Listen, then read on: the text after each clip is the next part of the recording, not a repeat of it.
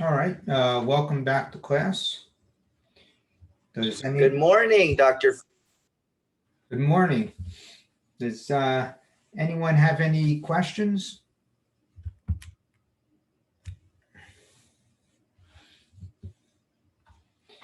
Any questions? Don't forget, we have a exam coming up a week from Thursday. So I'll email you pretty soon what you should start studying for that test.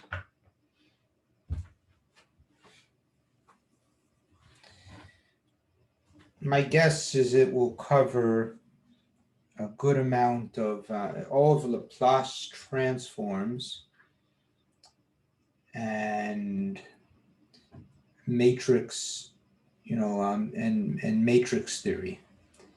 But I'll narrow it down and let you know exactly, what to study soon. All right. So if there's no questions, last time we were working on solving this system, this 3x3 system, using Gaussian elimination. That's the row operations we've been studying. And we only need to get it into row echelon form, not reduced row echelon form. Row echelon is a lot shorter. So what that entails is just stopping at this step right here. So we went a bit further last time, but it wasn't necessary. This will be sufficient. Okay, so once we have the matrix in this form, we can go one step further and turn this into a 1. So let's do 1 over 5.5 times row 3. So dividing the third row by 5.5, 11.5 divided by 5.5 comes to 23 over 11. All right, so the last step to get it into row echelon form, 1, 3, 1/2, 7/2, 0, 1, 3/2, 5/2, 0, 0, 1, 23 over 11. Okay, so we have it in a very nice form, and this will help us solve for x1, x2, and x3. So I'll give you a few minutes to try this on your own. So remember how we went from a system of equations to an augmented matrix. Right, here's our augmentation right here. So now do the reverse and go back from the augmented matrix back to a system of equations, and you'll find that it's a much simpler system of equations to solve now than it was before. So everybody take a few minutes to give that a try, and I'll let you know who's up next. Let me take out my my roster. Next person up, looks like we're up to Mr. Mr. Chairs. So I think you're the next person. Yes, sir. I went last time, but I can. Oh, you did? Okay, yeah, I thought you might have. Sometimes I forget to mark people off. So, okay, I'll go on to the next person. All right, Mr. Curtis. All right, so Mr. Curtis. So let's translate this back to equations with variables. So how do I do that?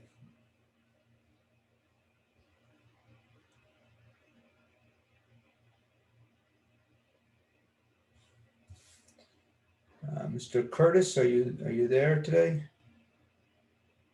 Curtis. Not here today? All right, I'll get back to him another time. Miss Drennan. So how do we transform this back into equations? Would it be the x1 plus 3x2 plus 1/2 x3 equals 7/2, and then would be 0x1 plus 1 or x2 plus 3/2 x3 equals 3/2, and then just x3 equals 23/11. Okay, that's correct. So you see you have this is the x1 column, the x2 column, and x3 column. Every column represents a different variable or the right-hand side, the constants on the right-hand side. Okay, so now, Ms. Drennan, let's continue and let's solve the system of equations. So we already have x3 solved for. So how do we solve for x2? You have to get rid of one of the x's, right? Well, x2 is solved for basically in terms of x3, but we know x3, right? So Oh, yeah, x2 so you would just be plug it in. 3/2 minus 23/11. 3/2 times 23/11.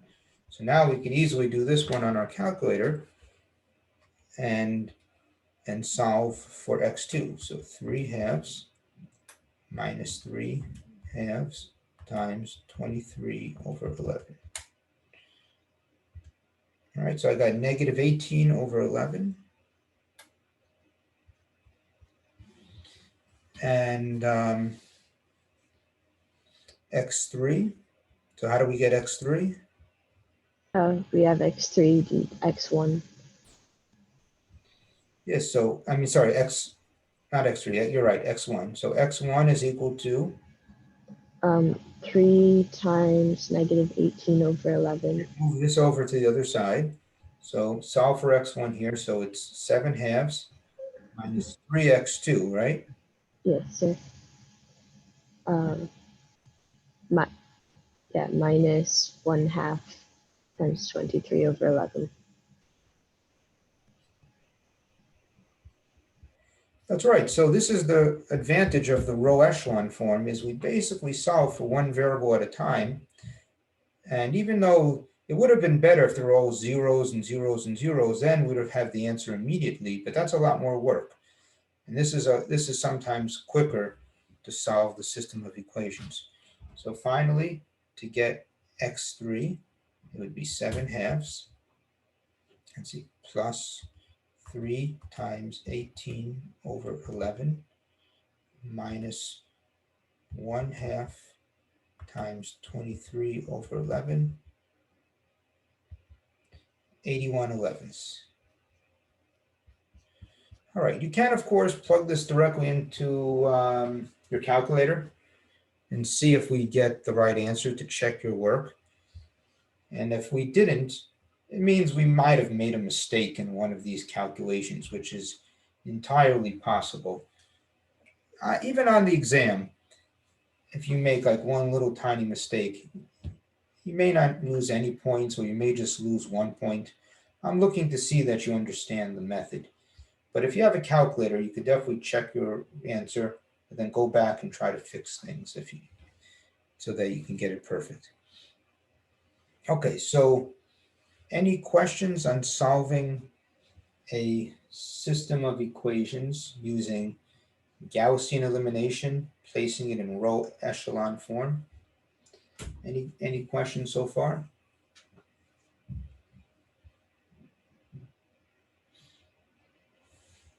Okay. All right. Now, this is a nice problem because there was a unique solution. There's just one solution. Now, the straight engine major doesn't take calculus 3. I guess if anybody ever wanted to as an elective, you actually could, though it would be a tough elective to take. But in calculus 3, you actually learn that this is the equation of a two-dimensional plane in three-dimensional space. This is a two-dimensional plane, and that's a two-dimensional plane. So you have three planes in three two-dimensional planes in three space, and they intersect at a point. And this is the point that they intersect. You have the x1 coordinate, x2 coordinate, and x3 coordinate. So if you think about it, two lines in a plane intersect at a unique point if they do. But there are other possibilities also. So they could miss each other, they could be parallel, and planes can be parallel too. And the lines can overlap. They could be the same line. So there are three cases in dimension 2. So you have one line and another line. You have a unique solution. So that's case 1. The two lines can be parallel. They never intersect. So this is case 1, case 2. And then case 3, the two lines could actually be the same line in disguise. Maybe it just looks like a different equation, but they're really the same line. So this would be unique solution. There could be no solution. And there could be infinitely many solutions.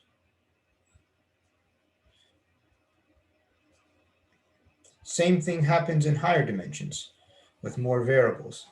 There could be a unique solution, there could be no solution, or there could be infinitely many solutions. So now we're going to see some of the other examples of systems of linear equations where we don't get a unique solution, but other solutions.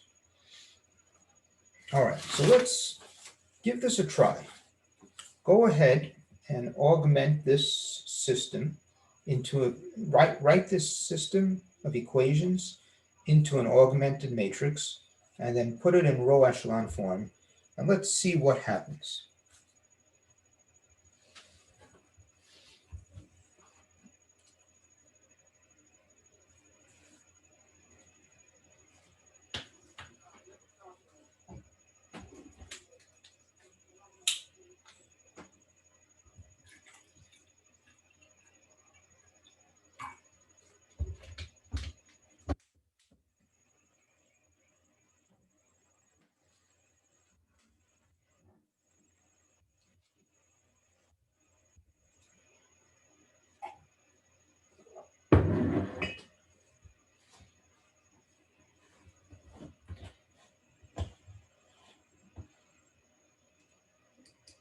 This one you can check your work on a calculator. It's small enough for our calculators for us to be able to check it.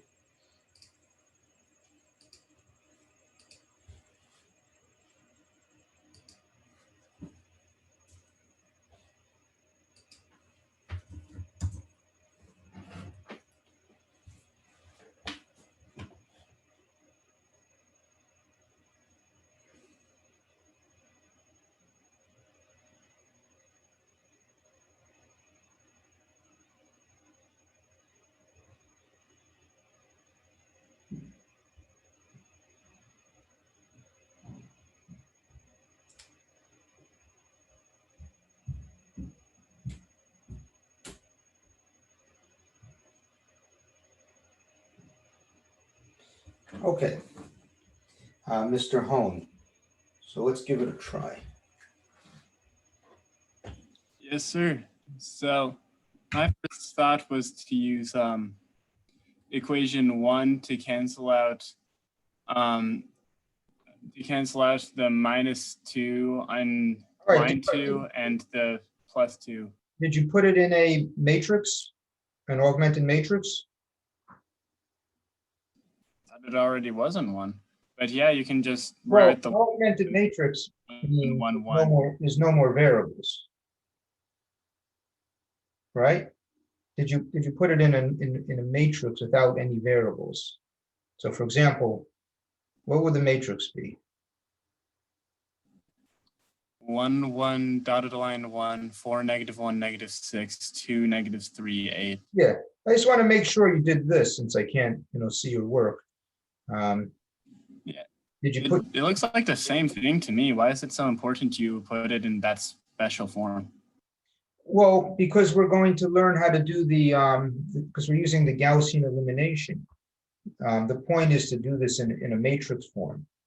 See, otherwise you're just doing what you did back in 8th grade, where you're solving for the variables, by elimination. But you are correct. It is the same thing, right? Except if you do substitution, that's not the same thing. But the purpose of our lesson is to be able to do this kind of thing like in a computer program. See, the way that people solve big systems is using these well-defined rules. So if you have the variables, it's very difficult to write a computer program to do this. But once you just get the numbers here, then you have these well-defined rules where you can write an algorithm to do it, and you do it in a systematic way. So our goal is to understand the algorithm that's used to solve these.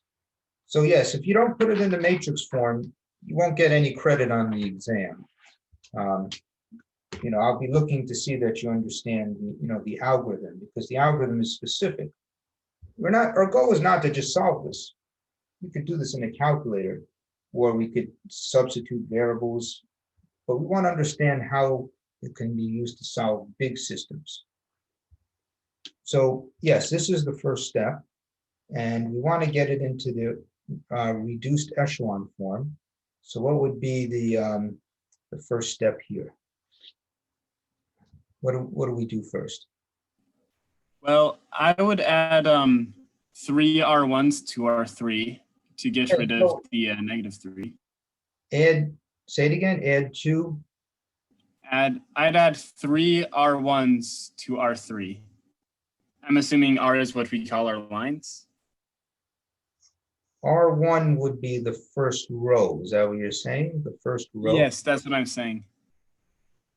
On So then you get 5, 0, 8, not 8, 11 on the bottom. what you want to do is, so you want to take -4 times row 1 plus row 2. And you want to take -2 times row 1 plus row 3. Right? You want to zero out the 4 and the 2. You understand? These apply to the rows, right? Not, maybe you're thinking columns, maybe. I'm not sure. All right, but this will turn not 4 to 0 and not 2 to 0. All right, so give it a try. So we have 1, 1, 1. So what does the second row become? It would become 0, -5, and -11. Okay, 0. -4 plus -1 is -5. That's correct. And -10, not -11, my bad. -10, that's right. Okay, and then for the third row, what do we get here? Negative, would it be a -5 dashed line, negative, not negative, it would be a positive 6. Okay, All right. So remember, we're trying to learn the skill of row echelon form and the Gaussian elimination algorithm. That's our goal. I know you could solve this many other ways much quicker, but the purpose of our class is to learn, of this class is to learn the algorithm. Algorithms are very powerful and used in much of life and much of computer science to accomplish many things. And people have to design algorithms in the first place, so we're learning about one particular algorithm that's very important. Okay, so now the algorithm says we've got to turn this -5 into a 0. We're almost in the triangular form. Let's turn this to a 1. We'll turn that -5 here to a 1. And then we're going to use that to get rid of that. Or we could just do it first. So we could say -1 times row 2 plus row 3. And that will get rid of that. That'll get rid of that -5 right there. So why don't we try that? I think that might be a little easier.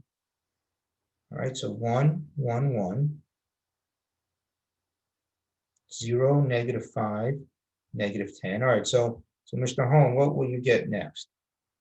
0.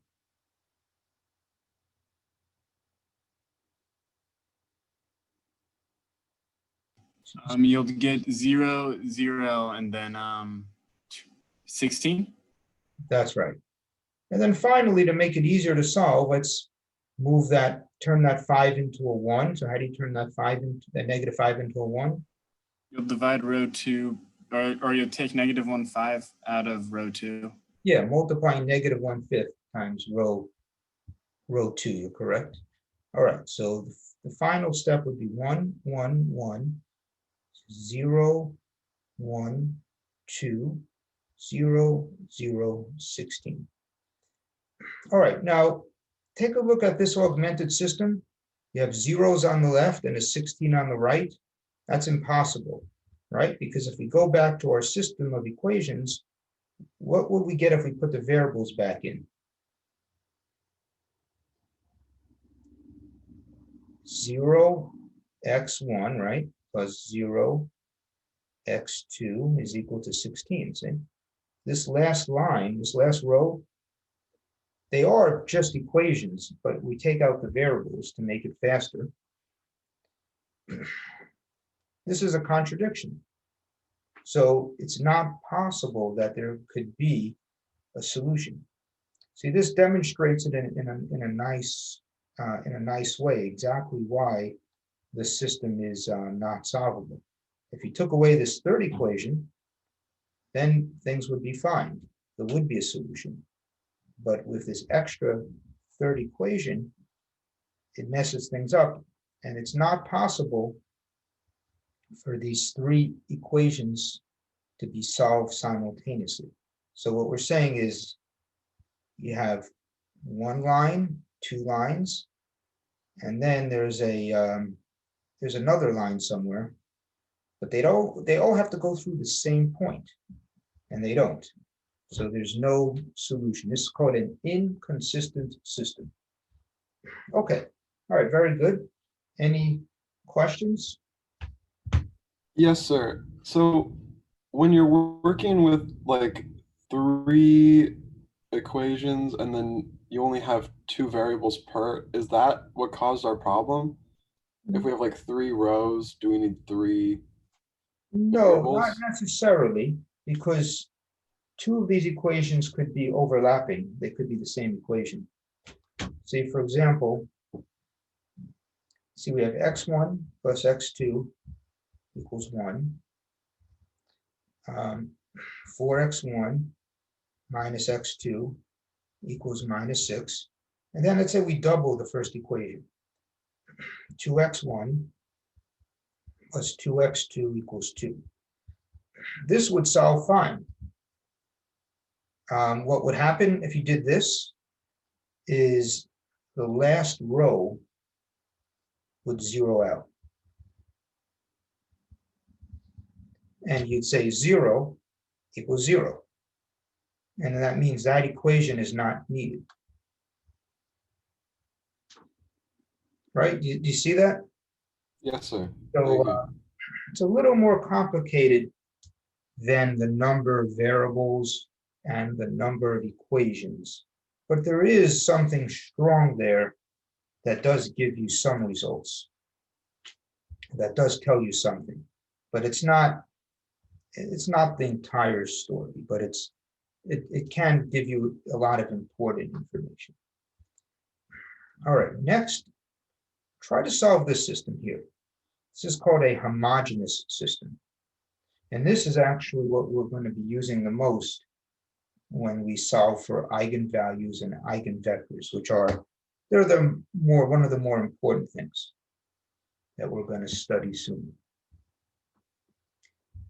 All right, so do the same thing we did here, but with this system.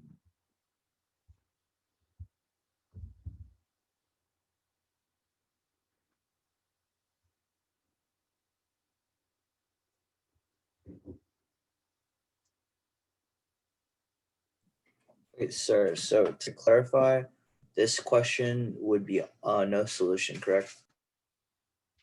This one here, Yes, sir. yeah, this is no solution or an inconsistent system.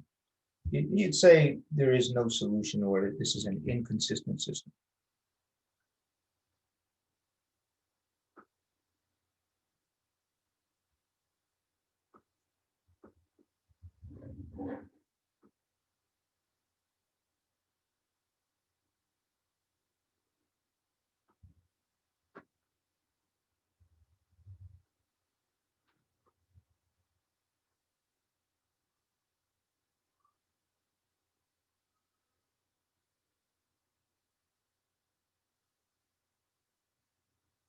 See, if we have time at the end of our term, we'll try to program things like this in Python. And then you'll be very happy that we have the Gaussian elimination algorithm to use, because it'll be very hard to solve the system without this nice algorithm.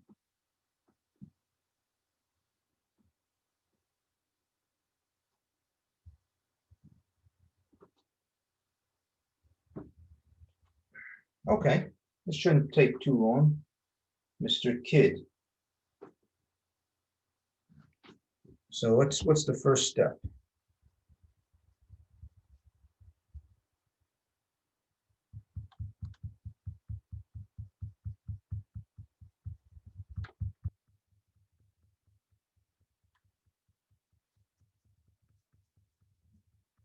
Mr. Kidd, are you there today?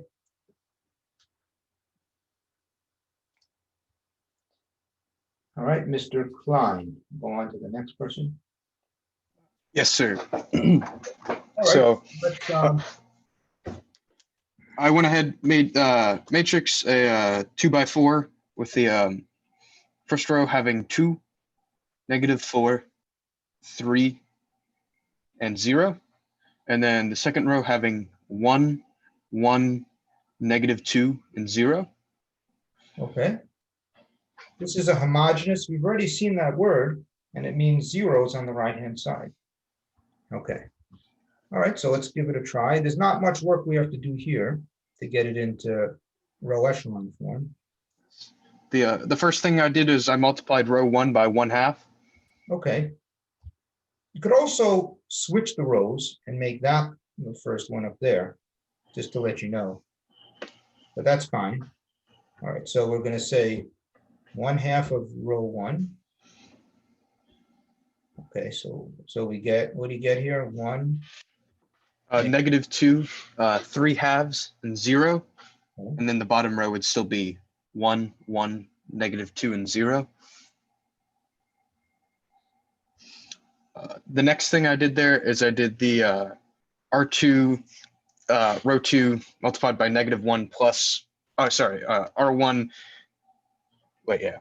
R1 times -1 and then plus the R2 in Yeah, order to get the, Put out the number out in front. So you say -1 times row 1 plus row 2. And this means we're only changing row 2. So Yes. I don't usually write it, but that means that's the new row 2. Okay, Mhm. all right, and what do we get? 1, -2, 3/2, and 0, and then 0, 3, -7/2, and 0.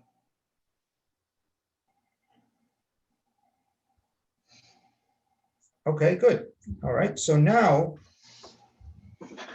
let's go back to the variables and see if we can solve this system. So tell me, what would this be with the variables back in? X1 minus 2x2 plus 3/2 x3 is equal to 0. Okay. And then 3x2. Oh, yeah, let's turn this one into a 1. So let's divide by 3. Let's divide by 3. So we'll get x2 Mhm. minus 7. Minus 21/2. I think it's 7/6, right? Yes, Yeah. yes. Yeah. Double 7/6 x3 equals 0. Okay, now it's a little simpler. Okay, so I don't know if you've ever solved something like this, but there's going to be infinitely many solutions. Have you ever, do you know what to do next here?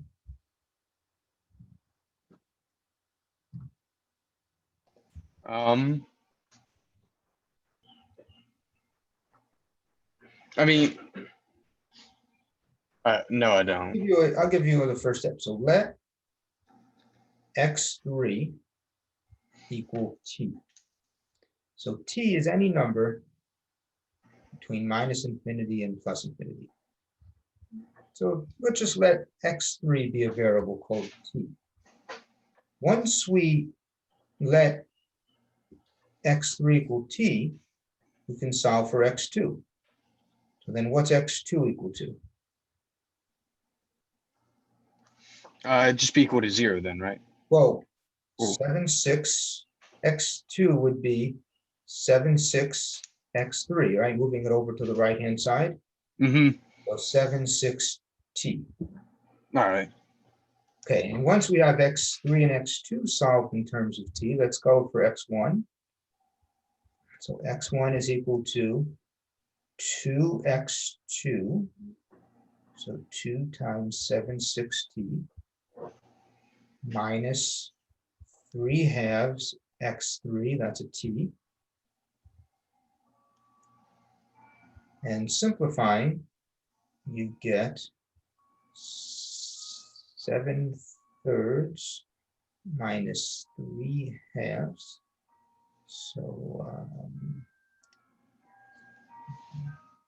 14/6 minus 9/6, 5/6. I could double check.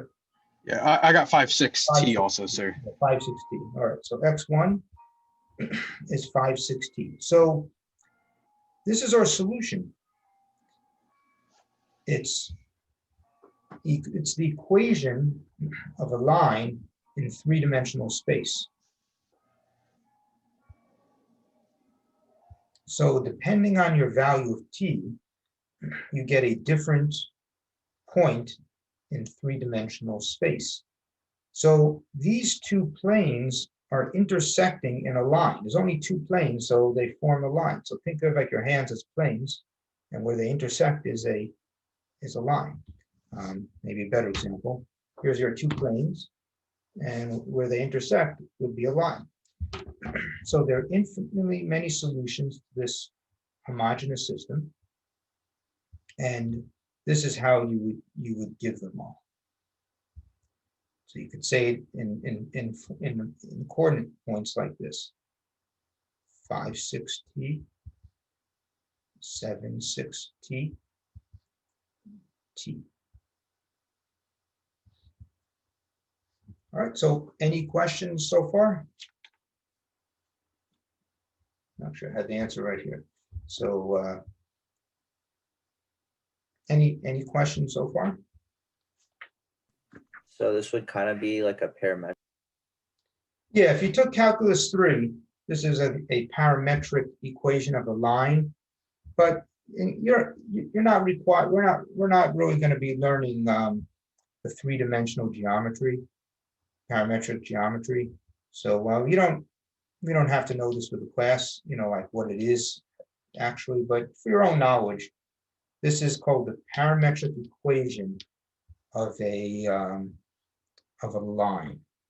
If you're interested, you could sign up for calculus 3 if it's possible to fit it into your schedule one day. Probably wouldn't be possible, but you could check and see. It might be. All right. Any questions so far? 10:18. All right, so let's go on to the next one. So give this one a try.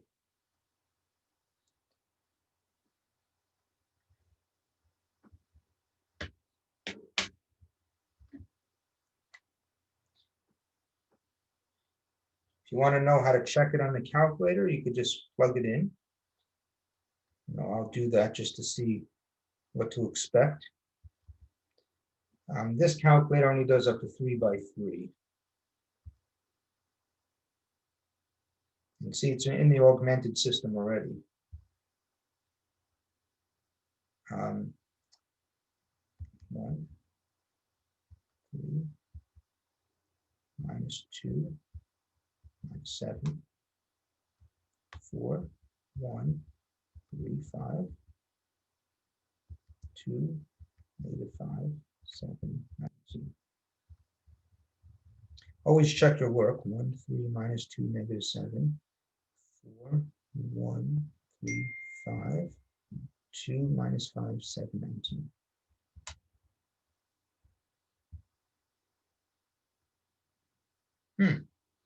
Interesting. I didn't realize that this calculator could even solve this case, but it does.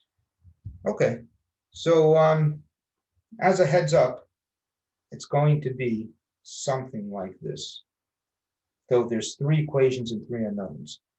So if you don't have this calculator yet, I highly recommend it, the 36X Pro. You can handle these 3 by 3 problems nicely.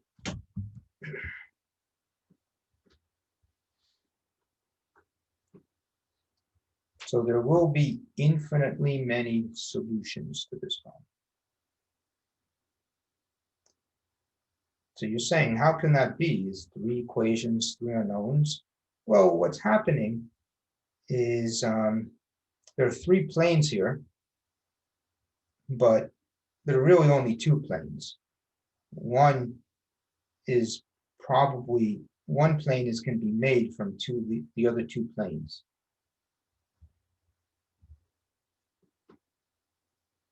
It's not easy to see that though. It doesn't look like one equation is just a multiple of another.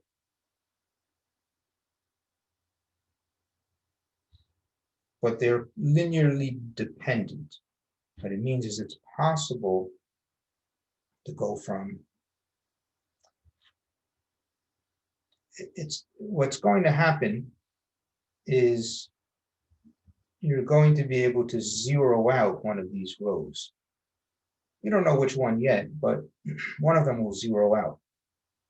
And when it does, your system is going to look like this. It'll look like this triangular system with only 2 equations, and one of them will be all zeros.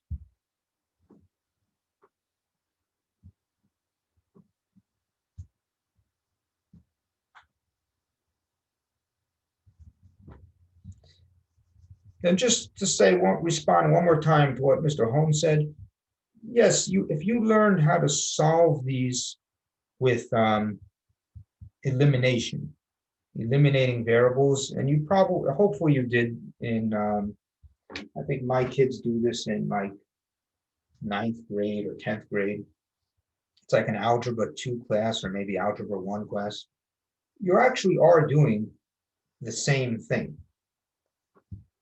But for my class, I require that you put it into the matrix form. So you already know how to do these type of things. You just have to learn one little new thing, and that's put it into the matrix form and then interpret it from there. All right, so keep that in mind. Don't just, I always have one or two students on the test who just solve it in the old way and don't learn the, the new way of thinking about it. So just make sure that you learn how to do this. These are actually really easy problems. It's probably the easiest in the entire class. So try to make sure you earn points on these topics. All right, so I'm augmenting this matrix here.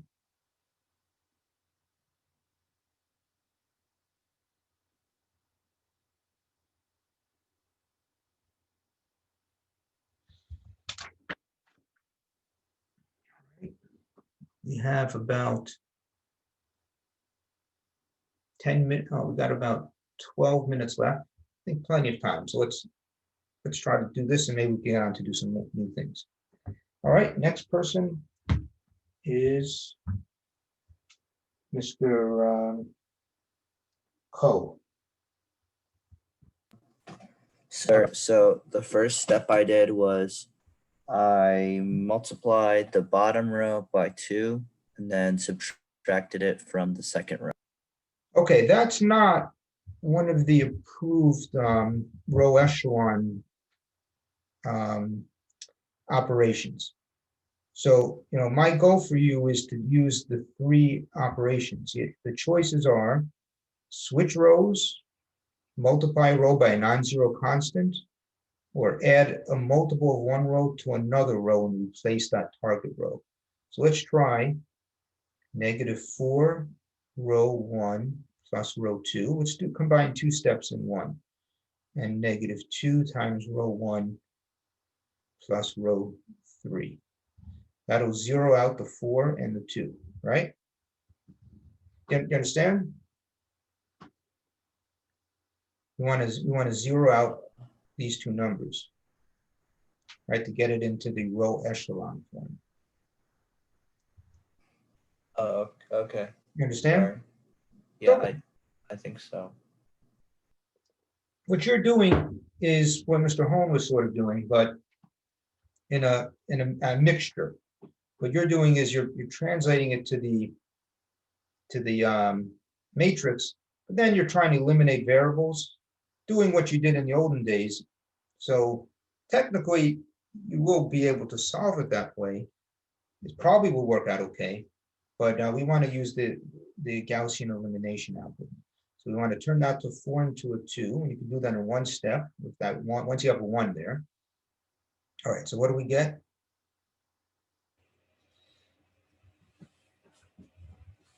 So 1, so give it a try. 1, 3, -2, -7. So that would be 0 on the front, obviously. Mhm. And then the next one would be -11. Okay, And it would be 11. And then 33. all right, looks good. And then 0, so multiplying by -2. It would be 11 again. Actually, negative 11, sorry. -11, right? And then positive 11 for the third one. And then for the last one, 33 again. 33, okay. Correct. All right, now, before we turn that to, we could turn these both to 1s, but if we just say -1 times row 2 plus row 3, what will happen? Well, it's just going to be, everything's going to cancel out. Yeah, and then we can combine 2 steps. Then we could say -1 over 11 times row 2. So doing those 2 steps in sequence, what do we get? Wait, I didn't quite understand the second part. So after we get rid of the third row and turn it to zeros, then we can multiply the second row by -1 over 11, right? To turn that to Yes, sir. right, to turn that to a 1. So 1, 3, -2, -7. So what do we get? 0. -1. No, well, we're dividing by -11. We want to turn this to a 1. Sorry, 1, -1, and then -3. That's correct. And then 0, 0, 0, 0. Okay. So now we can go and solve for, let's go back to equations. So x1 plus 3x2 minus 2x3 equals -7. And x2 minus x3 equals -3. Okay, so what do we do next? Hold So on. we would set I need to- x3 equal, All right, yeah, continue. You're okay. sorry. We So, would set x3 equal to a variable t, okay, and then plug in t for x3, and then solve for x of so -3 plus t. All right, sir. okay, and then finally, let's get x1. It's -7 minus 3 times x2. It would be x2 is -3 plus t, and then you would put minus t. Plus 2x3, right? That becomes So- plus 2t, right? Yes, sir. Okay, so x3 is t, x2 is -3 plus t. And if you look at the calculator, it uses z. So it says x is 2 minus t. So my guess is this x1 will be 2 minus t. Let's see if that's right. 9, yeah, that looks right. -3 plus z. So that's z is t. So -3 plus t. That's what we got. And then z is z. That means x3 is t. Just translating the calculator's version of the answer. Okay. Any questions so far? So the calculator definitely can be helpful here, right?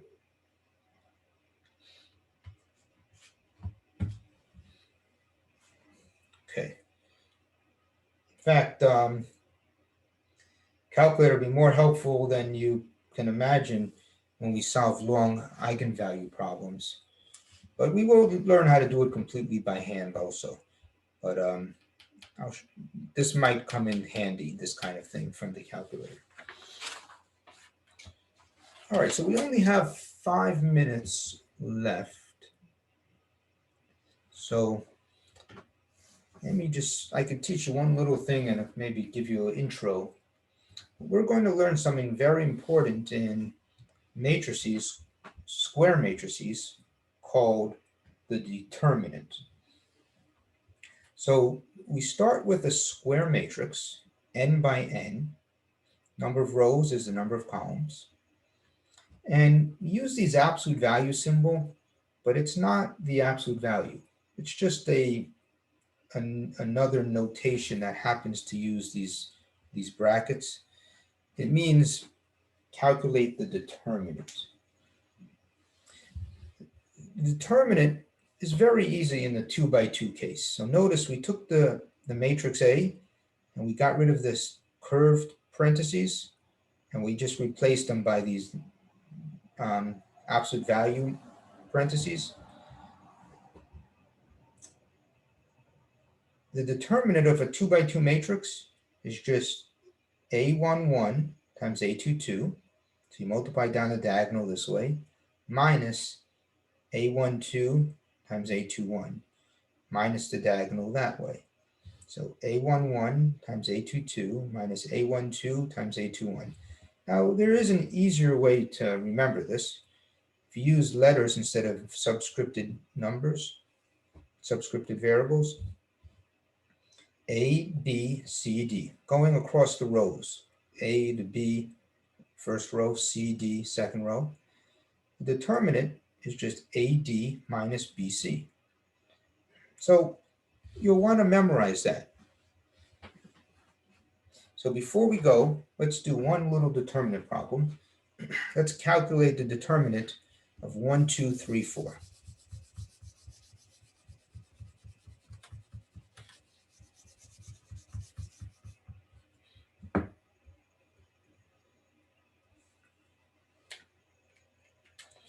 All right, so we want to calculate the determinant of 1, 2, 3, 4. So A is 1, B is 2, C is 3, D is 4. All right, so might as well ask one of you guys, Mr. Lynch. So what would Yes, the sir. determinant be? So wouldn't that be 1 times 4? So 4 minus 2 times 3, which is 6. So -2. So as you can see, the determinant is a single number that takes an entire matrix and brings it down to one number. And this number turns out to be very important. Next time, we'll work on the 3 by 3 case, which as you can see is quite a bit longer and quite a bit more complicated. It gets progressively more and more complicated to do higher and higher dimensional determinants. But this one is nice and easy, and it's actually the basis for the 3 by 3. So to do the 3 by 3, we solve 3 2 by 2s and multiply them in this special way. All right, so I'll see everybody in class. I'll be there in person for our Thursday class. So I'll see you all on Thursday. Thanks, sir. Bring your exams with me to class. I could hand them out if you like. Thank you, sir. Have a good day. You too. Thanks, sir. Take care.